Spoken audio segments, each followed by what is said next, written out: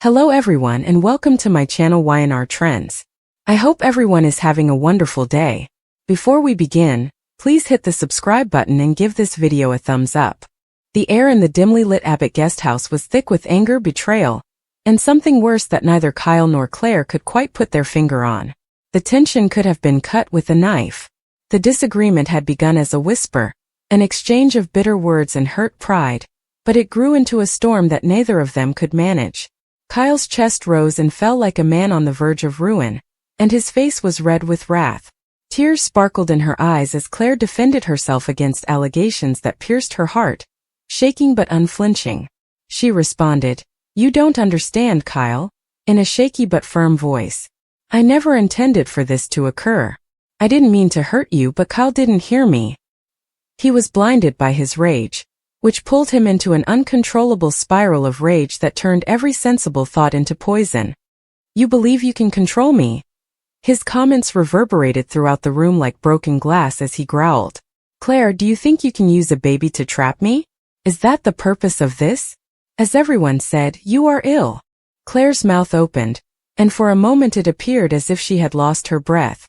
She clutched her tummy protectively, as if instinctively defending the delicate life inside of her, and mumbled, "That's not fair. You have no idea what you're saying.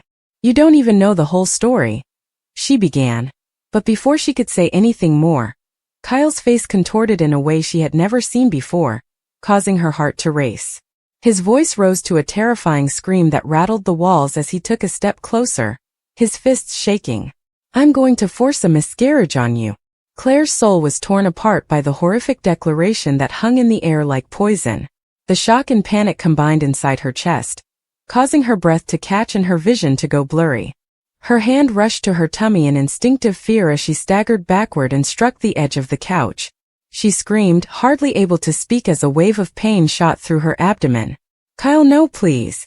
The first cramp took hold of her body, acute and relentless, and her eyes widened. The realization that the guy in front of her, the man she had once trusted, had just uttered words that could have totally destroyed her caused her emotional as well as bodily pain. When Kyle witnessed her corpse collapse in on itself, he froze and turned pale. The cold slap of reality took the place of the adrenaline that had driven his fury. "Claire?" He spoke in a shaky, abruptly subdued voice. "Claire, what's going on?" However, it was too late. Claire was struggling to breathe through the agony as she gasped and clutched her stomach, tears streaming down her cheeks. "Kyle," she whispered, "the baby." Something inside of him snapped at those two words. He was struck like a goods train by the horror of what he had just screamed. His hands shaking as he reached for her, he hurried towards her, panic taking the place of his rage. "Claire, I didn't mean it." No. "Oh my God, what have I done?" I was furious. Claire, however, recoiled from him and curled up over her stomach like if he were the threat. "Avoid touching me." Her voice broke with panic as she sobbed. You desired this. You said you'd," she wailed, unable to finish as another wave of sorrow tore through her. Kyle was devastated to see her shatter in front of him. The sound of the rain hammering against the windows, the flash of lightning illuminating her pale face, and the metallic taste of remorse filling his tongue all appeared to crumble around them. Beside her, he dropped on his knees and tentatively reached out.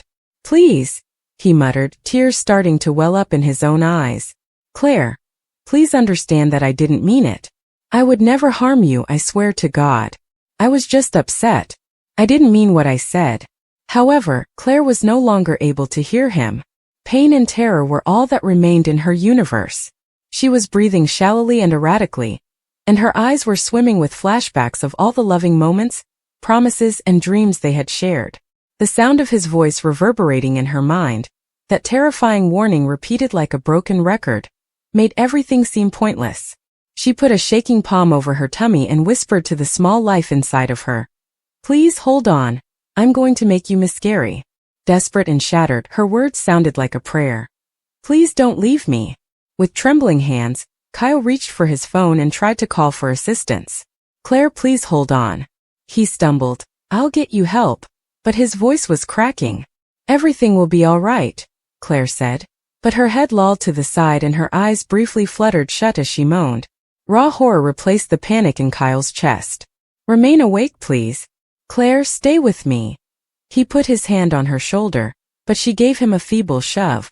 She muttered, hardly cognizant, "You don't get to touch me," in a betraying tone. "You threaten to harm us." Eventually, the paramedic sirens broke through the storm outside, making a high-pitched sound that seemed both far away and too close, a warning that this nightmare might not be ended.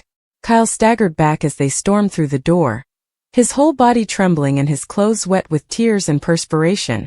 With Claire's hand still gripping her stomach despite her semi-consciousness, he watched helplessly as they put her onto the stretcher. A paramedic gave him a stern look.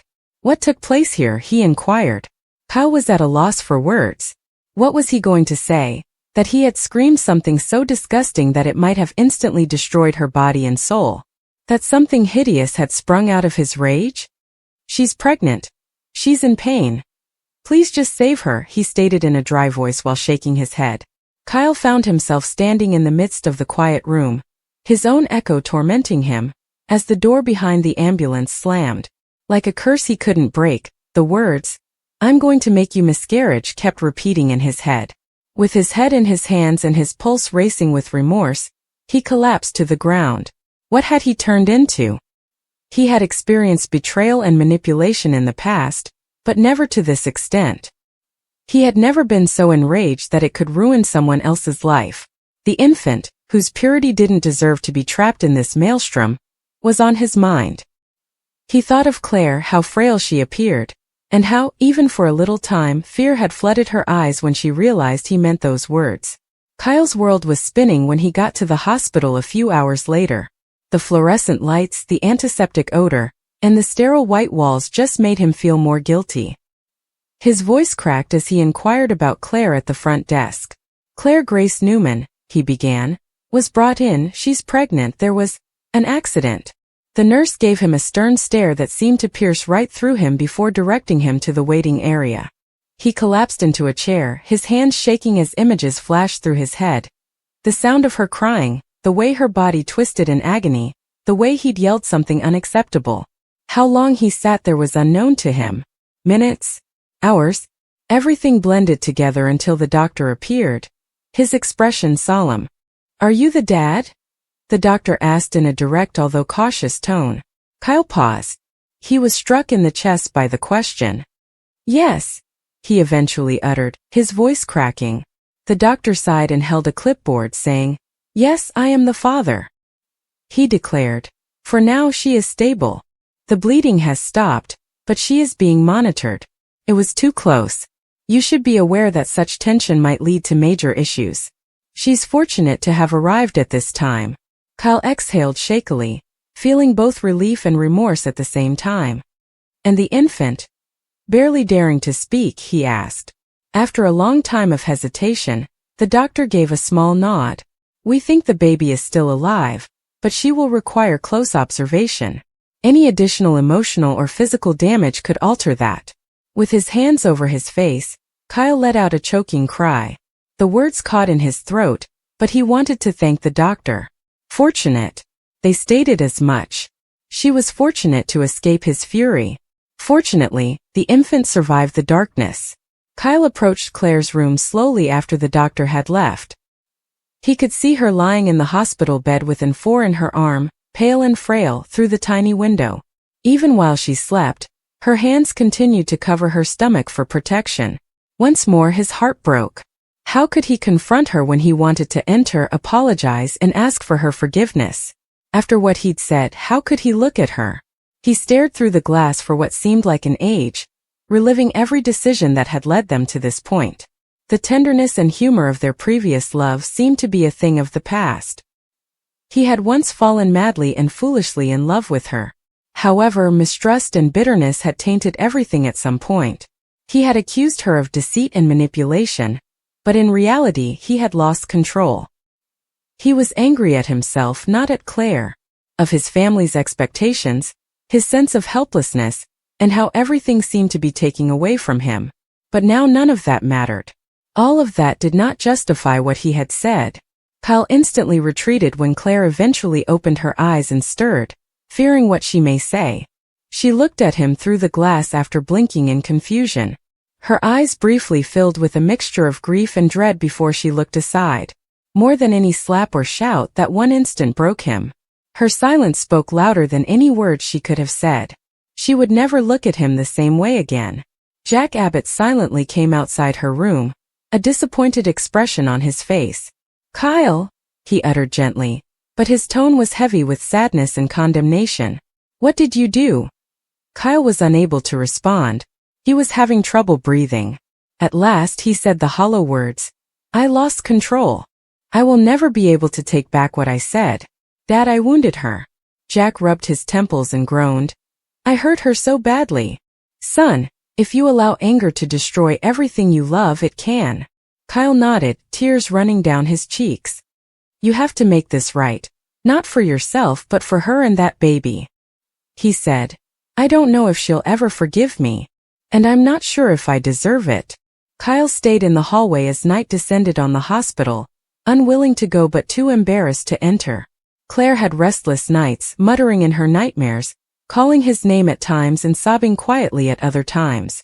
A reminder of the tenuous hope that remained between them was the baby's heartbeat, which could be heard faintly through the monitor. And it was in that icy quiet that Kyle at last understood the entire horror of what he had done. Once words were spoken, they could never be taken back. With a single sentence, he had nearly ruined 2 lives. Even though he was aware that pardon would never be granted, all he could do at this point was pray that he might eventually find a way to atone. Claire's pale complexion was painted with gentle gold lines as morning sunshine seeped through the hospital room's blinds. The only sound in the room was the soft buzz of machines, a continual reminder that life, fragile, unpredictable life, still persisted inside of her.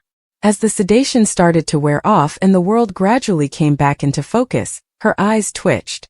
Her body felt weak and her throat was dry. But one instinct took over and her hands went straight to her stomach. She felt the baby's heartbeat beneath the monitor, a faint but constant rhythm that caused a tear to fall down her face. There was still the baby, still alive. She let out a cry of relief, but it was followed by an overwhelming despair that made it difficult for her to breathe. Last night's memories tore at her thoughts like thorns. The voice of Kyle. Anger twisted his face. The words, those words, cut more deeply than any physical suffering she had ever experienced.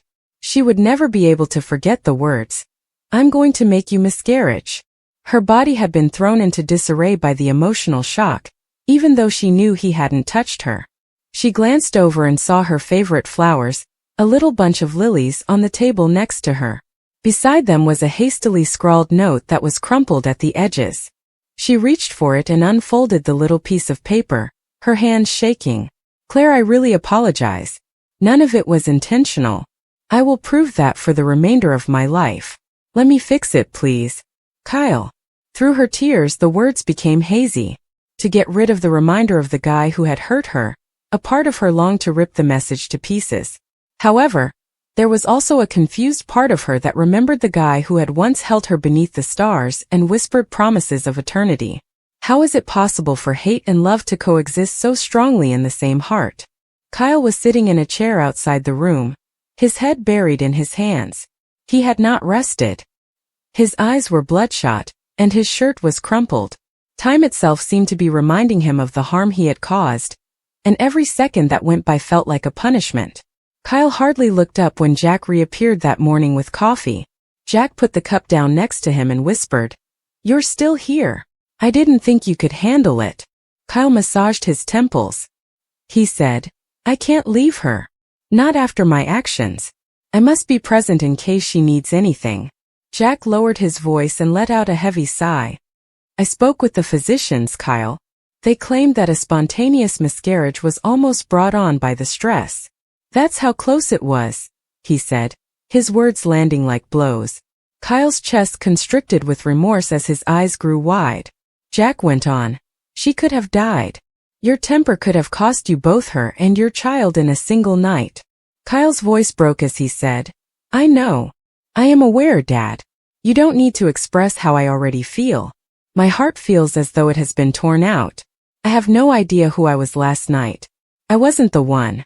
It wasn't, I promise." His tone softened when Jack put a hand on his shoulder. "Son, it was you. It's the aspect of yourself that you've been ignoring, the guilt, envy, and rage. It's time to confront it before it ruins everything. Claire's room door creaked open at that precise moment. When the nurse emerged and adjusted her clipboard, both men looked up. "She's awake," she murmured. "However, I should caution you that she is not yet ready to speak with anyone. Mr. Abbott, especially you." Kyle's heart fell. "At least let me see her. For a moment only." The nurse paused, her face unreadable. "Finally," she murmured, "if she permits it." And then she vanished down the corridor. Standing on unsteady legs, Kyle swallowed hard. Jack shot him a sympathetic yet warning glance. Jack said, "Don't push her. Go if she instructs you to. You've caused enough harm. Allow her to dictate the pace." With a mute nod, Kyle walked over to the door and opened it with a shaky hand. Claire appeared so frail inside that it nearly broke him. Her eyes were ringed with fatigue, and her golden hair was knotted. When he intervened, she didn't even raise her head. The quiet was broken by the monitor's steady beep. Fearful of getting too close, he stopped a few feet from her bed. "Claire," he said softly, his voice hoarse from lack of sleep. "I understand that you probably don't want to see me. However, I had to personally apologize to you. For everything, not just what I said. For not paying attention to you. For allowing my rage to rule me." He was unable to complete the phrase. For almost.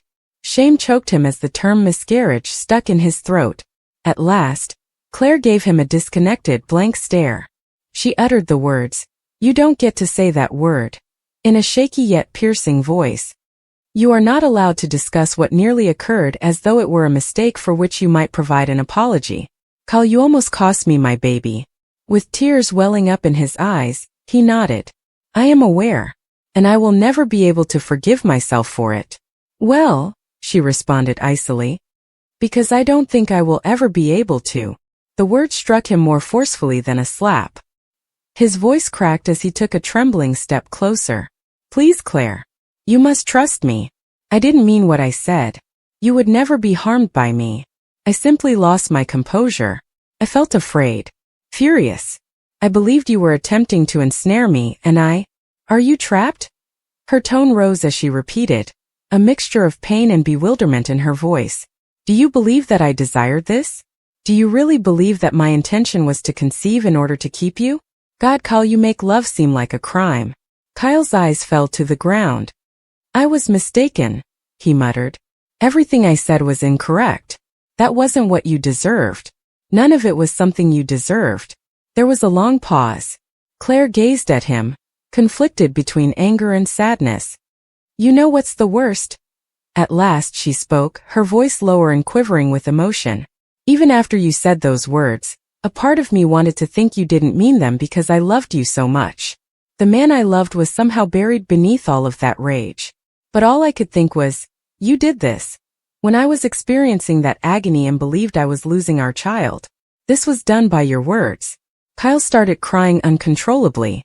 He uttered the desperate words, "I'll do anything to make it right. Counseling, therapy, whatever it takes. I'll alter. I'll get better. Please just don't entirely ignore me." Claire shook her head as tears welled up in her eyes as well. "Promises won't make this better. Apologies or flowers won't make this right."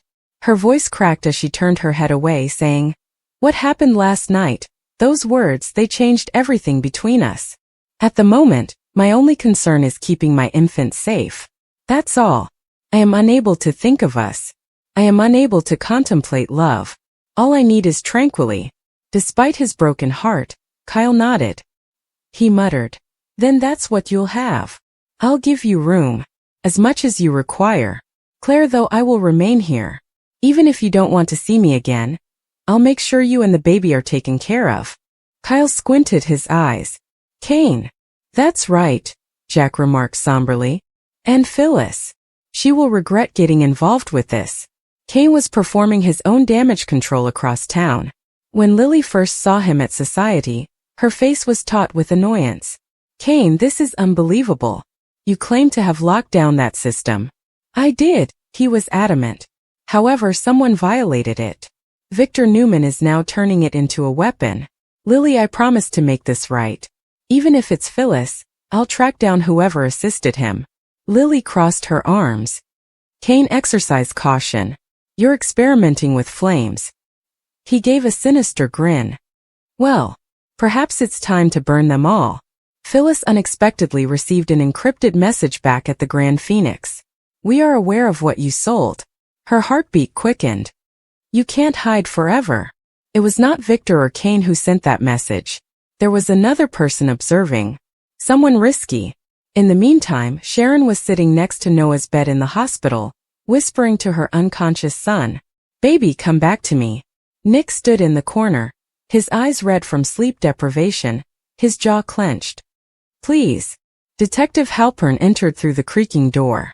"Mr. and Mrs. Newman, we discovered fresh security footage from the accident night," he continued, wiping his mouth. "It may alter everything." Sharon stood up tall. "What sort of video?" Halpern paused. "It depicts someone tampering with Noah's vehicle prior to the collision." Nick clenched his hands. "Who?" Halpern answered. "We're still analyzing it, but the figure looks familiar." Sharon's phone buzzed before they could press him any harder. "He's not the only one who ought to have perished that evening." A text message from an unidentified number appeared on the screen. Sharon felt her blood chill. Half expecting to see Matt Clark hiding in the shadows once more, she glanced around the room. Determined to confront her concerns, Sharon went back to the shadow room later that night. The air was heavy with silence and the pub was oddly deserted. "Matt!" she yelled in no response. Then, though she heard it, a terrifying close whisper. With her heart racing, she turned back and said, "You can't bury the past, Sharon." But nobody was there. Or was it? Victor's